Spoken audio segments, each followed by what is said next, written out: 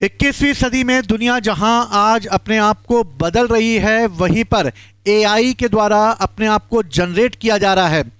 लेकिन भारत में एक ऐसी जगह है जहां पर आज भी कुछ लोग गुफाओं में रहते हैं। शायद हमारे पूर्वजों ने भी अपना प्रारंभ गुफाओं से किया था और गुफाओं में रहकर ही उन्होंने अपने जीवन के अलग अलग पहलुओं को समझा और आज आधुनिक मानव के रूप में उसने अपने आप को तब्दील कर दिया, जो कि साइंस और कंप्यूटर के सहारे दुनिया में नए नए परिवर्तन लेकर आ रहा है। लेकिन केरलम में रहने वाली एक ऐसी जनजाति है जिसका नाम है चोला नाइकन, और ये जो जनजाति है चोला नाइकन, ये आज भी गुफाओं में रहती है और इनकी संख्या मात्र 250 बची हुई है। इसलिए केरल सरकार ने बाहरी लोगों को इनसे मिलने से मना कर रखा है और शायद ये लोग भी बाहरी लोगों से नहीं मिलते हैं। अगर एक आध कोई उनके पास चला भी गया और अगर उनकी फ़ोटो लेने की कोशिश की तो ये डर जाते हैं और ये कहते हैं कि इनसे उनकी शक्तियां समाप्त हो जाएंगी और ये उन पे गलत प्रभाव डाल सकेंगी। ये आज भी कंदमूल खाते हैं और इस तरीके से अपना जीवन यापन करते हैं। कंदमूल के रूप में ये मुख्य रूप से कटहल का सेवन करते हैं, उनके गोले बनाकर खाते हैं और इस तरीके से इनका जीवन जो है वो फल और कंदमूल पर ही चलता है। तो चलिए थोड़ा सा हम जानते हैं ऐसी जनजाति के बारे में जो भारत में आज भी गुफाओं में रहती है। इस जनजाति का नाम है चोला नाइकन, और चोला नाइकन एक ऐसी जनजाति है जिसका जीवन जो है पूरी तरीके से गुफाओं पर टिका हुआ है।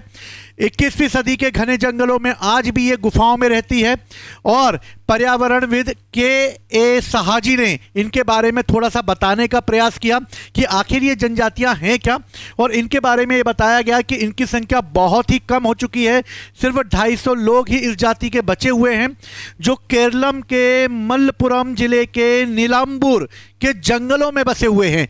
यानी कि वायनाड के पास नीलांबूर के जंगलों में ये जनजाति पाई जाती है और केरलम सरकार ने सख्त पाबंदी लगा रखी है कि कोई भी इनके आसपास नहीं जाएगा, इनकी कोई भी स्वतंत्रता में किसी भी प्रकार का कोई दखल नहीं देगा, क्योंकि ये आम लोगों से अपने आप को हमेशा दूर रखने का प्रयास करते हैं और जंगल में ही अपनी जिंदगी मानते हैं।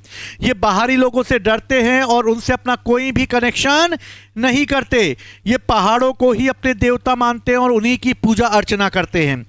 गर्मियों के मौसम में ये नदियों के किनारे झोपड़ी बना लेते हैं, लेकिन मानसून और ठंड में ये वापस अपनी गुफाओं में लौट जाते हैं और वहीं पर आग जलाकर अपना जीवन बिताते हैं। इन जनजाति की अगर बात की जाए, यानी कि चोला नाइकन की बात की जाए, तो इसके समय जो मुख्य भोजन होता है इनका वो है कटहल, और कटहल का ही ये प्रयोग करते हैं, उनके बीजों को खाते हैं। ये बीमारी का इलाज करने भी डॉक्टर के पास नहीं जाते, बल्कि इनको जड़ी बूटियों की इतनी पहचान है कि अपना इलाज वो इन्हीं जड़ी बूटियों से कर लेते हैं। यहाँ पर इनके पास शुद्ध हल्दी, तेज पत्ता और जो है काली मिर्च होती है और इस तरह वो इसी का प्रयोग करके अपने भोजन को तैयार करते हैं। दूसरा, ये शादी के समय लड़की को जब लड़का पसंद करता है तो गांव का बुजुर्ग सबको एक जगह इकट्ठा करके दोनों को तुलसी की माला देता है, और जब दोनों एक दूसरे को तुलसी की माला पहना देते हैं तो इन दोनों को साथ में रहने की परमिशन दे दी जाती है।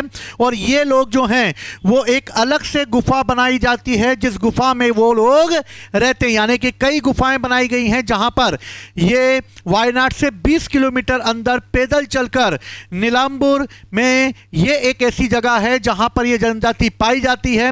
और ये चोला नाइकन लैंग्वेज बोलती है जिसमें मलयालम, तमिल और कन्नड़ जैसी कुछ शब्दों को शामिल किया गया है। भारत में ऐसी जनजातियों को बनाए रखने के लिए सरकार को विशेष प्रावधान करने की ज़रूरत है, जो कि हमने अपने संविधान में किया भी हुआ है।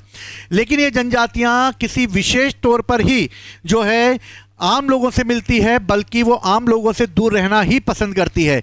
पर इन जनजातियों की संख्या धीरे धीरे घट रही है, जिन्हें बचाए रखने का कर्तव्य सरकार को भी है और हमारा भी है। जय हिंद, जय भारत।